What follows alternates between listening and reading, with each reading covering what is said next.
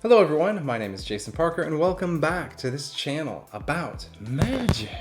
By the way, you know that little move I do at the beginning of the video? This one, right here. Where I'm putting the cards on the table, but for some reason, there's one card that absolutely does not want to stay where it's supposed to be.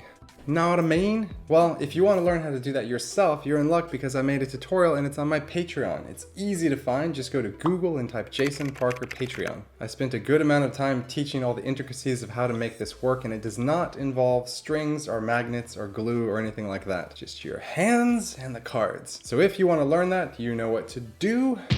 And now for the main event. A friend told me that I need to react to Jonio, who is a magician from Japan. He's going to be doing some very strange magic, I've been told. So without further ado, let's go ahead and see what Jonio has got in store for us. Still haven't got the wireless headphone replacements yet. Life is pain! I'm Jonio, a comedy magician from Osaka, Japan. I want to be weird. I studied art and I realized the paintings I like are by Magritte and Salvador Dali. Their work has different rules, just like my comedy magic. My dad is master of kendo, the Japanese art of sword play. He says my magic is like his martial art because it is based on skills of movement and discipline. I'm on the Fool Us show because of an omen. Last winter, I was in my home country of Japan. All of a sudden, I saw Penn and Teller walking down the street. I tried to talk to them, but I was too shy. Just said, hi bye. But this meeting was a sign. Now, here I am.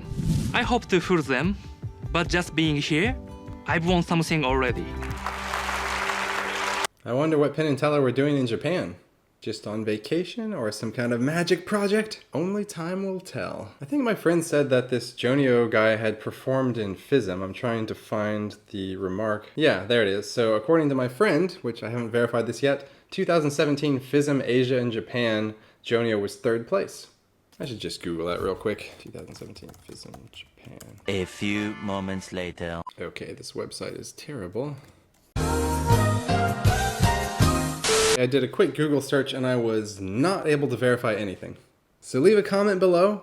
Was he a FISM 3rd place winner in Japan in 2017? Possibly! In which case I'm excited because he's probably really good. Proceeding. All the way from Japan, give it up for Jonio! Thank you. Tonight, I'm going to show you something I guarantee you've never seen on Fool Us. I have a very special part of my body. My beard. Right. Of course.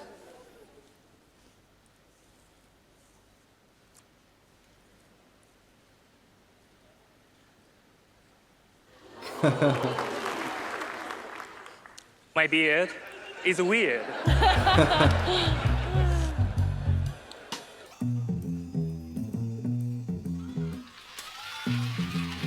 Interesting.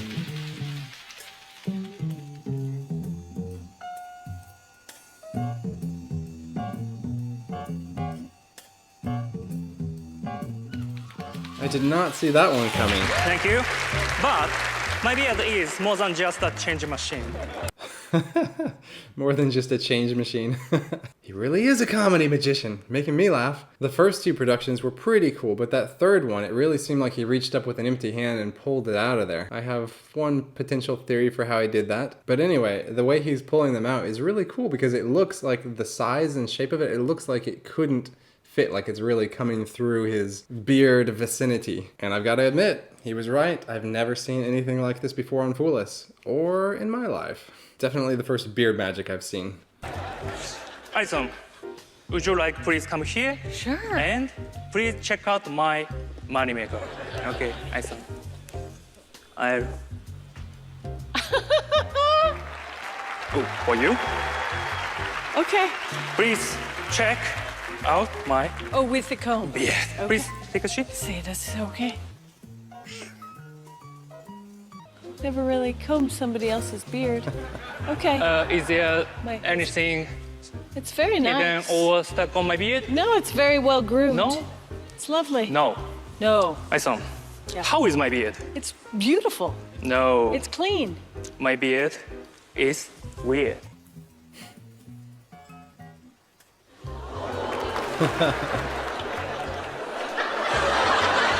Oops. Sorry. Doesn't seem so Jeopardize. appetizing. Oh. Is that a Jello shot?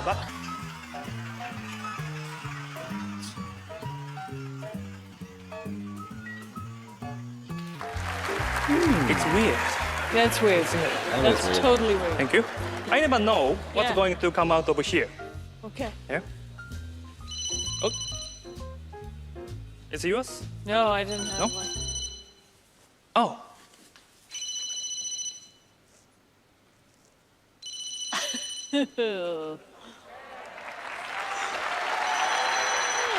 I saw. It's for you. Oh, thank you. Oh wait. You may want this too. Oh. Oh wait. It's not good without this. Oh. Oh, that was nice.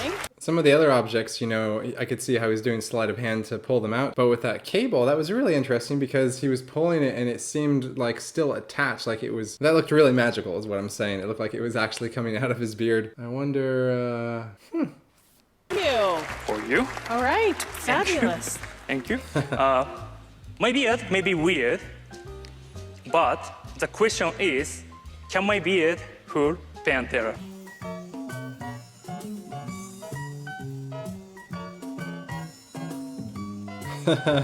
Jumbo coin. I I'll think take that one. it's a coin toss. Thank you. That's amazing! Jonio! That's so cool! That's an amazing point. So, when did you discover your beard was weird? 子供の頃からこう日本人にしては肌が白くて、ひげがこう結構濃かったんですね。で、剃ってもこう青くなるのが嫌で、ひげをこう伸ばすようになって、それが僕のマジックの強みになりました。だいたい22歳ぐらいですね。So, what came first for you, the beard or magic? マジックがちょっと先です。ただこうひげから物を出すっていうのはマジシャンが例えばこう空中から物を出すとか、 Oh, it's very, very clever. Have you always used comedy in your magic? そうですね。やっぱりこう見てもらった人にこう楽しんでもらいたいので、必ずコメディの要素は入れるようにしています。Shall we find out if your beard fooled Penn and Teller? Yep. All right. Okay, let me give you my thoughts before we hear from Penn and Teller. Okay, first off, I think that's a great idea. It's a very funny. I enjoyed watching that. Clearly, he's a very funny magician. That's the type of act I could imagine enjoying paying to watch. I would love to see what other jokes and what other concepts he has incorporating his beard. For the most part, as a magician, I understand the things he was doing as far as the producing the items from his beard, but it's still a very original idea and very humorous to watch. Especially when he pulled that drink out of his beard and you see the strands of beard hair going across the top. And Allison was like, ugh. I felt the same way. But as far as the foolingness of it, I would say most magicians watching this probably aren't going to feel fooled. I think there were two moments in the video that were more shocking than the others. On his third production, where he really kind of reached up with like a clearly empty hand and pulled something out there. And then later, when he was pulling that charging cable out of his beard, it was cool because he was using one hand to pull it and the other side was kind of attached in some way, and it really seemed to be coming out of there. All right, now I'm going to pass it back over to Penn and Teller and let's hear what they've got to say. Jonio, your beard is weird. It is a weird beard. Weird beard. We're not scared. It's just a beard. Just beard. You know, Teller was saying that although this isn't a fairy tale, it almost should be. Some sort of Nordic Viking fairy tale about the man who could pull anything out of his beard and brought treats for the children from his beard. It seems like so much better than Rumpelstiltskin. I think, yeah, translate that. That's a challenge. Usually when people are doing production acts, there's no rhyme or reason to it. It's just pulling stuff out of the air or out of a handkerchief. You have this one just charming, delightful idea that people liked all the way through, and also just weird enough to make Allison uncomfortable, which our people watching just love. If you can get Allison just a little bit geeked out, we all enjoy that very much. And I will also say, and I will say this as a a compliment and also to maybe explain how we think you did it, that we know really perfect sleight of hand when we see it. And we did see it, and it's a wonderful routine, Johnny. So, Jonio, do you think they figured it out? Yeah. Oh, thank you so much. Thank you. Jonio!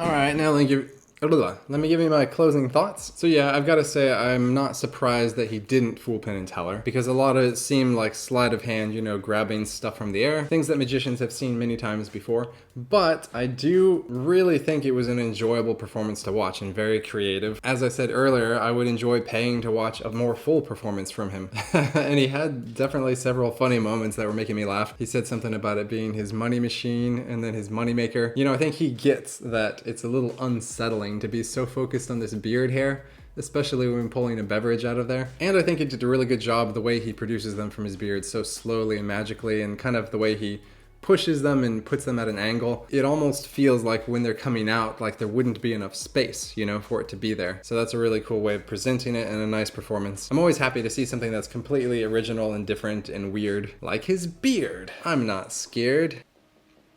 That's just how I was reared.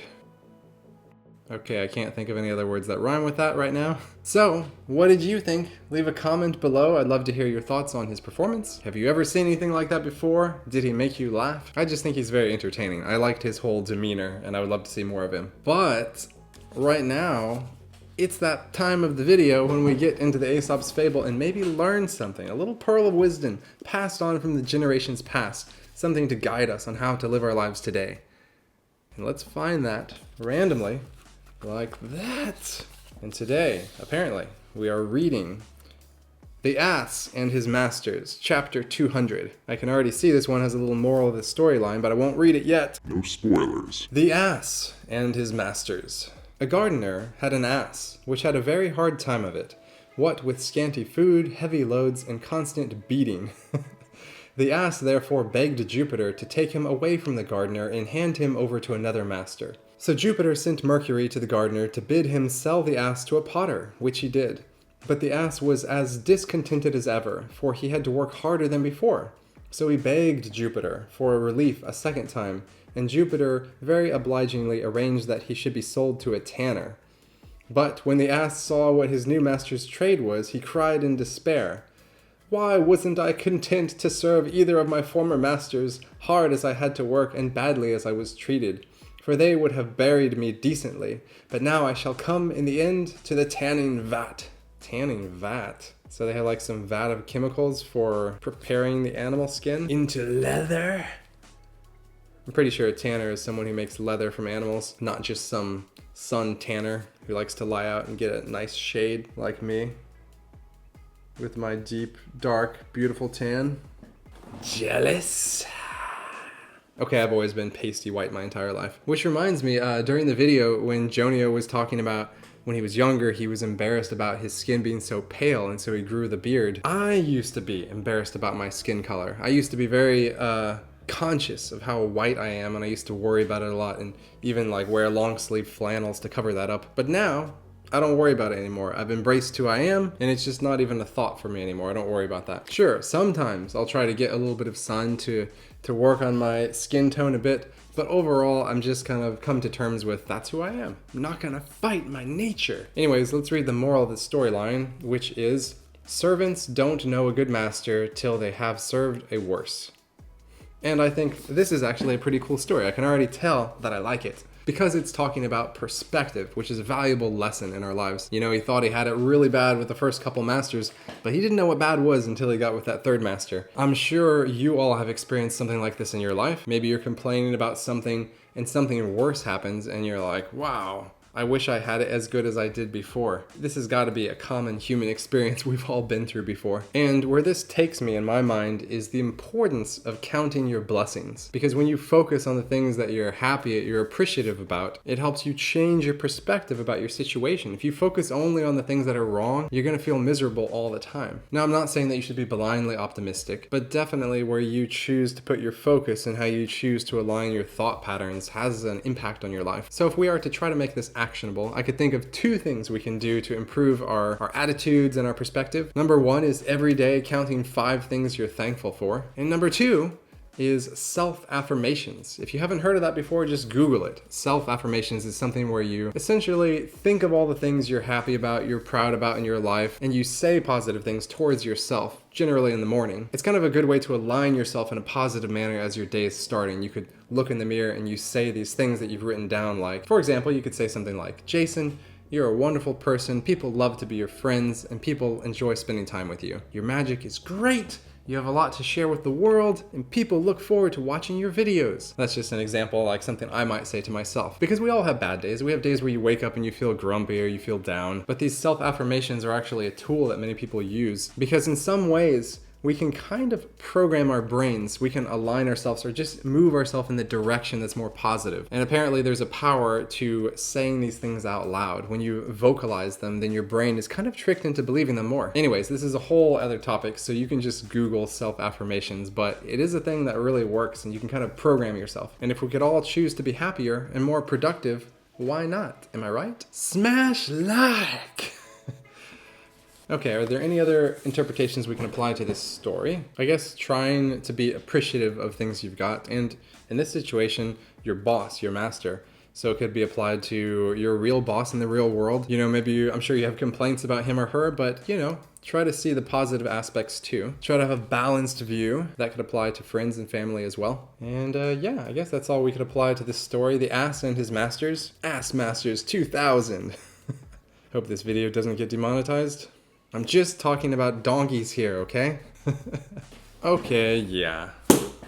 So thanks for being here. Thanks for watching this video. Remember to check out the Patreon if you want to learn that cool card move I showed you at the beginning where the card flies back. It's really a fun thing to do. And I'm not going to lie to you, it is difficult. It will require practice. But in my tutorial, I really do go into depth to show the details to make sure you'll be able to learn how to do it. That being said, I think I've got a cold. I took a fever reducer before I filmed this video, so hopefully I don't seem too out of it and I don't sound nasally or anything like that. Leave a comment below if you noticed my voice sounded more nasally than normal. Or don't. You don't have to comment that. Yeah, I think I just came down with a cold. Hopefully it's not the COVID, the corona. Hopefully it's just a normal cold, you know? But the first thing when I started to feel a little sick, I was like, uh-oh. It's COVID, it's gotta be. But you know what hasn't disappeared during 2020, even though we have the coronavirus now? What has not disappeared is all those other sicknesses and illnesses and flus and colds that existed before. They're still around. They're still partying in the background invisibly. So I'd like to think that that's what I got.